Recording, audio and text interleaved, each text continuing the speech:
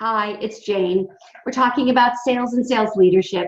Today, I want to talk to you about the strategic give. You might have seen a video earlier where I talked about networking, and I said to you that I always think that in networking situations, we should give first. We should deposit into the relationship bank before we try to make a withdrawal. I feel the exact same way about meeting prospects. I think that we should give first in the relationship before we start asking for a lot of money or any kind of commitment from the customer. So what does a strategic give look like? Well, it has three components. Number one, it needs to be easy for me to give. In other words, I might give an hour of consulting to a senior leader to help him more clearly articulate the problems in his sales organization or prioritize them.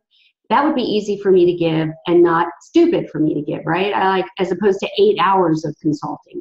That would not be very smart on my part. But an hour of consulting to help somebody get their arms around their situation would be a good give.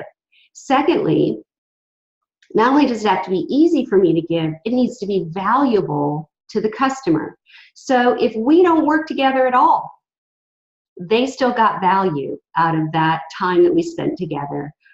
Or that whatever that asset is that I gave to them. So at the end of the day, a senior leader being able to walk away with a better articulated statement as to what his problem is in his sales organization would be valuable to him. And then finally, if this is where the strategic part comes into play, if you're smart about what you give, it shows the customer how you might work together. Or it helps to take the relationship a little bit further down the pipeline. So think about it. If I've helped them articulate what the problems are in their sales organization, I'm probably also, if I'm really smart, talking about that in terms of how we might be able to help them.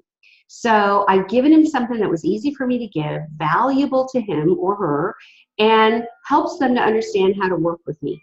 So I want you to think about the assets that you have in your own organization.